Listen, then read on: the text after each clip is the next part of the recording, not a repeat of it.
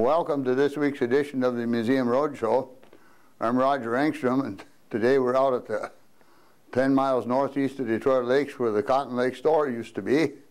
This is a store that was taken over by Violet and Jack Stearns back in 1934. They ran this store up until just a few years ago, and it became a pretty interesting community out there, the Cotton Lake store and the Rochford Post Office, and then now we've got Ed's River Run out there. And today we're fortunate to have Charlotte Inger, a daughter of Violet and Jack Stearns, here to tell us about it, and their neighbor, Diane Turcott, to share their memories about the Cotton Lake community. My dad and mother bought Cotton Lake store in 1934, and oh boy, Mother ran it for many, many years. She was 95 when she died. I think she was 93 the last year that she operated the store.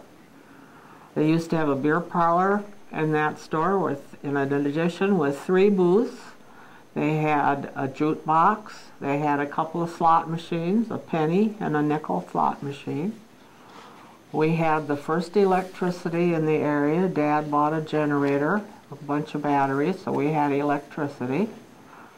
There was a wood burning stove. I used to bring the wood in when I got home from school to heat the store.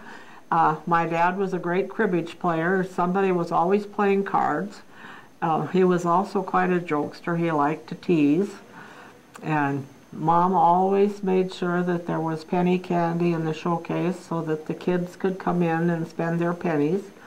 A lot of resort people in the summer, the kids would, that was a real treat to come over and spend their pennies at the store. And at one time, before the refrigeration was so popular, Dad had an ice house, and a bunch of the neighbor guys would cut ice in the winter and then bring it home to the ice house. And my uncle Vern Stearns had a sawmill, and they'd bring the sawdust home and cover the ice with the sawdust so that the ice wouldn't thaw. They had a showcase with Longhorn cheese, was very popular. It was a big horn, and people would come in and order a pound or 2 pounds of cheese, and we'd have to cut it off. And there was also a Peter's Meat Company in Detroit Lakes, and they sold the best Thuringer semi-sausage there ever was, and it would be a big long stick, and that would hang in the corner where the storeroom was, right there in the corner as you came from the back room. So we used to have that in the store. The Indians would come in and trade wild rice for groceries. There was a cookie case where you could come in. They had bulk cookies that fit in a box, and that people would come in and buy different kinds of cookies, a pound at a time, out of this old cookie case. There used to be a Quality Bakery in Detroit Lakes, and they delivered the bread, and they had the best Dutchy crust bread that there ever was that we used to sell a lot of when I was growing up. There was an old crank telephone in the store that I now have hanging in my house, in my kitchen. And to get my parents, you had to ring 3 longs and 2 shorts. That was our phone number. The phone still works, but it's not battery anymore. It's got a dial phone in it, but it's still usable. And that telephone she was talking about was just to the right of the door. And I remember that because it was an 8-party line. And when they condensed down, we had a 4-party line. Then we had a 2-party line. And in the spring of 1985, because of work at the hospital, I had to have a private line. So that's when I got changed over to a private line. It was 1985.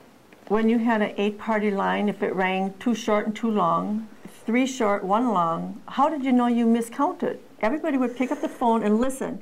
So if you thought it was yours to say, hello, and then you all waited, hello, hello, hello, would be another hello, and they're all trying to find out whose voice is on the other end to know if it really was your phone call or not.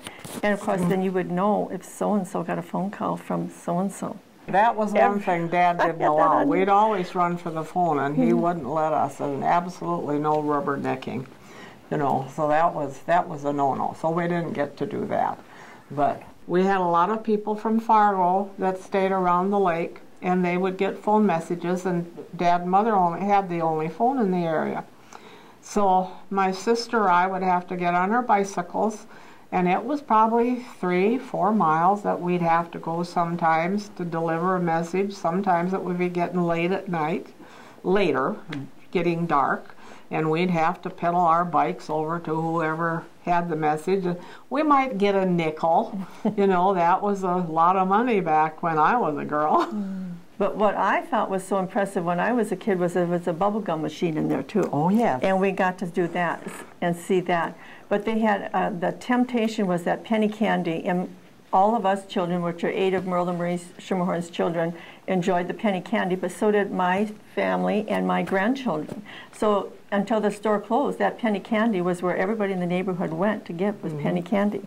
And every kid knew where to go. And when you walked in, to the right, from the window outside was this glass case with all these wonderful little goodies.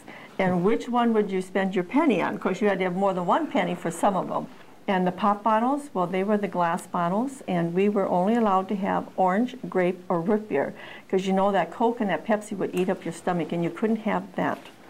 And of course, the bottles were the 6 and 8 ounce bottles, so there wasn't very much. But when you shared a bottle, everybody would get a little drink, but it didn't go very far because it's not these big bottles like they have nowadays. Isn't that true? And it was really a place to where between the Rochester Post Office and the store, it was a very much of a community thing. Everybody knew everybody, everybody socialized. And in the 1960s, when we moved there, which was January 20th of 1960, it was a cold day. My mother never let me forget that day. And, but the community was so welcoming around there. And just going to the post office and saying hi and stopping over and getting that candy, or stopping over to the store and see what was going on. And if anybody had a problem, we always knew it at the store. The store was a good communication place. And we all took care of each other, so to say, in the neighborhood. Thanks for joining us today on the Museum Roadshow. We'll see you next week.